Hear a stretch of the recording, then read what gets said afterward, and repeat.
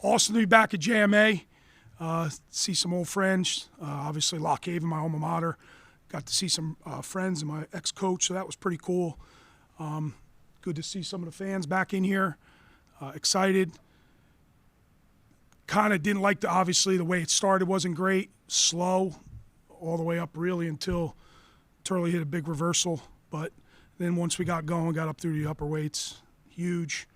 Soldano obviously is huge. You got that place all jacked up, and then even Yara with a bonus point win, and Peterson scoring points again. So it's good to get back in the flow. That is a very tough team. So there's my opening statement.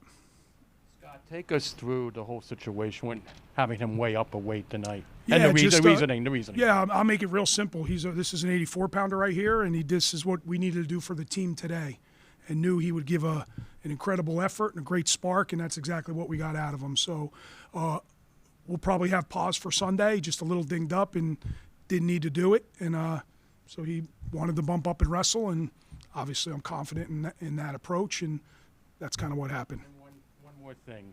Is he eligible to be down at 84 on Sunday? Sure. Yep, he's all set. People were tweeting at me that he may not be on it. No. Low enough, we're good to go. We'll work all that stuff out.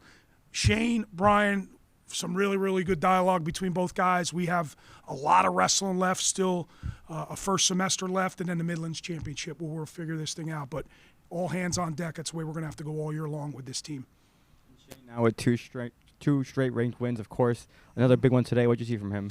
I thought he over-wrestled, to be honest with you. He has such a great motor and a great pace. He kind of – sometimes you just got to wrestle instead of trying to get somebody tired. He gets into that a little bit where he over-wrestles a little bit, and the next thing you know, he's tired and he loses a little bit of focus. So I know he didn't like the performance, but he beat a kid who beat him earlier in the year. Another ranked win, and a great bounce back. You know he wanted that. So good for him. But there's a lot we can get better at it that way, and he understands that. Ryan, how did you feel at 97, first of all? And second, when did you find out you were going to be 97 tonight? We talked about it yesterday, and I felt big. You don't think I looked big?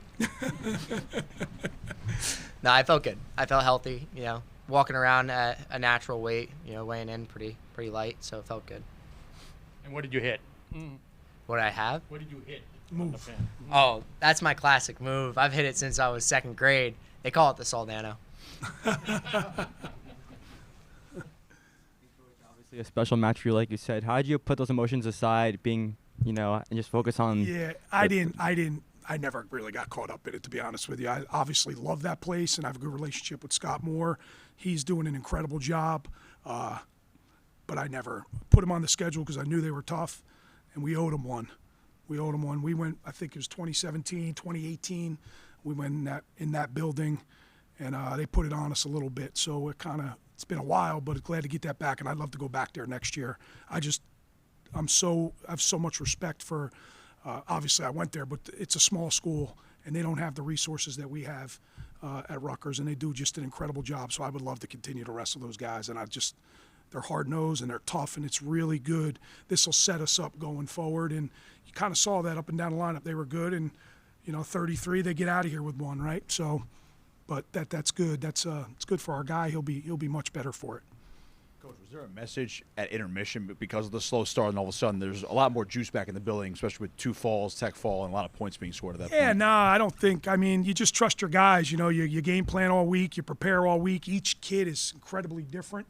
He's totally different. There's not much I have to say to him, right, compared to, someone like Dean. So there's just a difference. So no, I don't even think I said a word to Brian. It was more his big hand slap and go wrestle. So there was nothing like that. But there's no question about it. I was a little bit discouraged. We didn't score many points at the beginning. I don't think we had a takedown until Shane, right? But I also thought Turley wrestled awesome. That was a great job on the mat. But, I was worried that we weren't scoring on our feet, but that's each individual's different.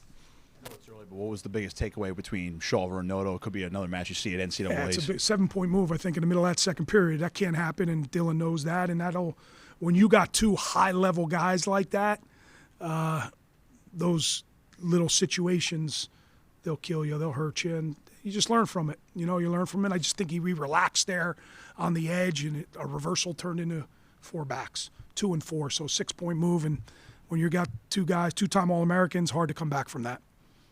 Scott, can Brian be both exciting and frustrating to coach at the same time? Because he can be up and down. Yeah, that's a loaded question, especially with him sitting right next to me.